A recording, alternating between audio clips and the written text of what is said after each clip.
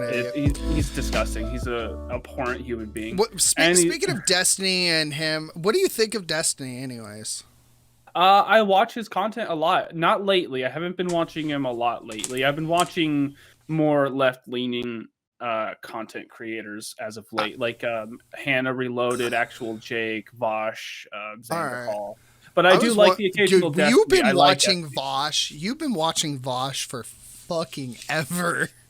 Not really. Tristan got me into him. He's like, you should check this guy out. I'm like, oh, okay. Like, you know what? I have seen a video or Am I thinking of the right one? Which is the one with the hamster thing that you showed us? Hamster thing. I'm the alcoholic hamster. What's it? The guinea pig. Guinea pig. No, that's Smosh. Smosh. That's what it was. They make comedy skits, and I don't really watch them anymore. You watched? I remember when those came out. You were like making me and Christian watch them, and they were pretty good. I went back and watched Charlie the drunk guinea pig. Charlie the drunk guinea pig. Guinea pig is really good. That was like prime Smosh. Let me find some like best of. Vosh. He's just a left-leaning, like, political commentator guy. Yeah, I follow I think I have like 3 far lefties, 3 far righties, and a few middle ground people I watch, and that's because I like the perspectives they give. Because in general, I like getting information from multiple sources, and it's a way to understand how people think. Well, sometimes they grift. Like I watch Ben Shapiro just because like I know he's a dipshit, and I want to know the types of arguments he makes because the people really close to me watch him. Really close to me watch him and take him seriously. It's scary. So I know who you're talking about. I think, and yeah, I just didn't want to say their names or anything. No, I'm with you there. I still love our family. Don't get me wrong. I love the people close to us. Oh, me fucking too. That's why it concerns me so much. It just saddens me. It really saddens me to see it. It's very sad. So this is Vosh. I don't know if you know Vosh, but he makes some good content. I like him. I like what he has to say on stuff.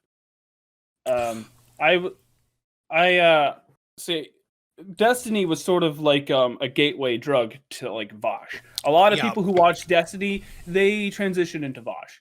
I actually generally like how Destiny makes his arguments because he does bring logic. He's pretty logical.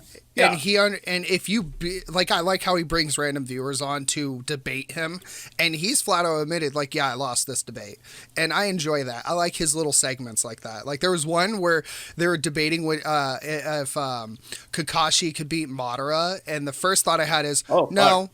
And then they're like, well, is Naruto stronger than Sasuke? And I'm just like, this is like one of the dumbest conversations, but it was hilarious. And the only thought I had was Guy Sensei could kick all their asses.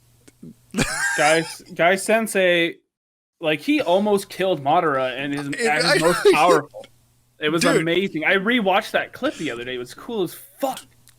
Chloe just finished the entire Shippuden plus the last Naruto movie. She finished it all. So that last Naruto movie, I was a little disappointed that like Hinata got kind of shafted. Like she's like really like she got played for the damsel of distress, which like come on, a little bit. Yeah, she got to fight like twice, and it didn't last long. But in Boruto, I heard she has bigger parts. So the show, because I've watched like the first 50 episodes, and I'm kind of just waiting. I heard that Kishimoto, the guy who writes Naruto, he's going to be the head writer of Boruto now. Okay, so we'll actually get a good part. No, he's been like a supervisor up to this point, but now he's going to be heading the manga and writing the manga.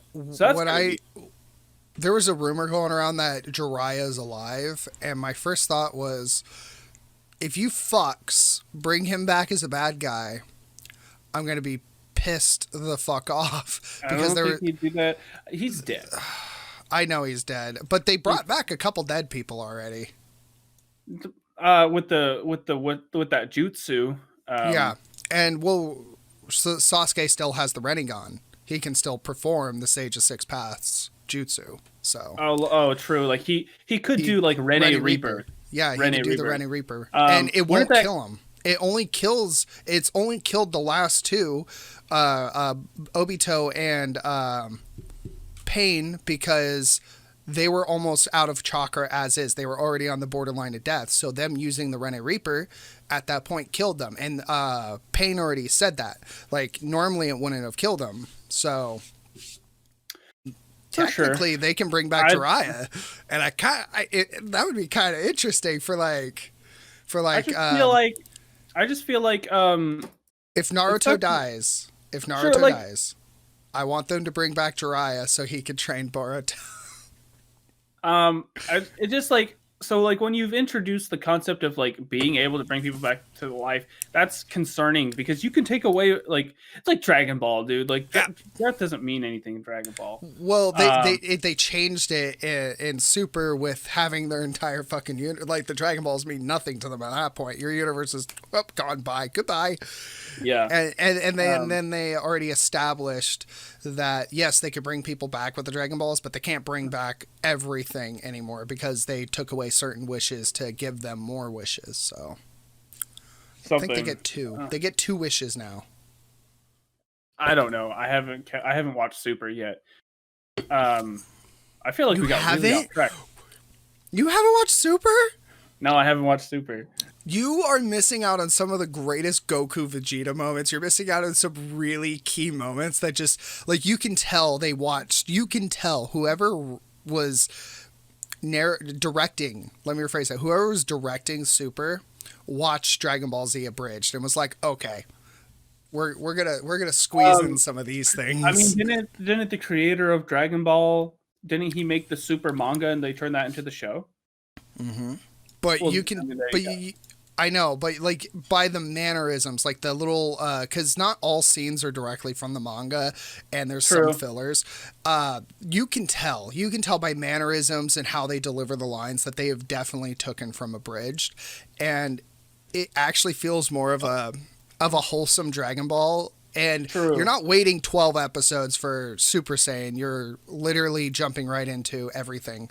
And it has some of the best choreography that I've seen in an anime in a long time. Other than Avatar. Like, I know like the earlier episodes of Super weren't great. Like the animation wasn't very good. No, well, because they didn't think they would continue. They didn't think it was going to be popular. So they didn't put the money. It's Dragon Ball. I know. Well, you could say the same thing about Avatar Korra. They only renewed them for 1 season at a time because they didn't think it was going to stay popular.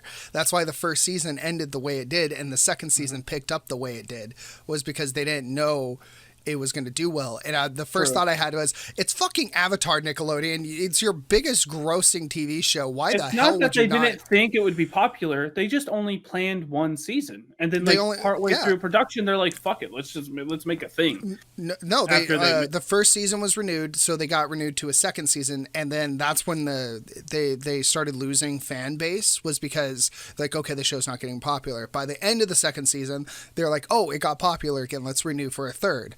But my first thought was, why the fuck? Whoever negotiated that with Nickelodeon had no idea what they were doing, because it's not the same director. I know it's some of the same writers and creators, but like, if I'm going to go pitch Nickelodeon an Avatar series, the first thing out of my mouth is, I want at least 3 seasons. I want 3 seasons to 4 seasons. And this is the story I'm going to tell. This is the first big bad, and it's going to lead up by the end of the season to the real big bad. So it's actually introduced, not have 4 seasons that are disconjointed and then, have 2 really good ones. There's 2 really good seasons there. 3 and 2. I think that's funny because I think a lot of people think 2 is the worst season.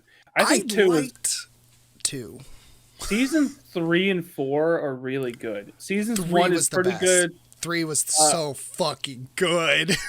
3 was really good. It's just like the best villains I think the series has ever had. Zahir, it's the opposite of Aang. It was like the calm opposite of Aang. Not a child, an adult who's a windbender, and I've never heard it phrased like that. Airbender, sorry, but yeah, like. Zahir was so fucking good as a character. Yeah, he was. Yeah,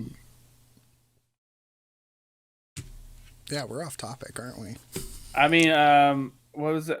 We started with like Jesse Lee Peterson, Destiny Vosh, all those guys, Fuck. and then they somehow got into anime. What's up? What's up, babe? Hello, Rabbit Man. No, she's coming over here. Hey, don't forget, go buy his book. His book is pretty good. Especially wait for his new book that's about to come out, hopefully, next year.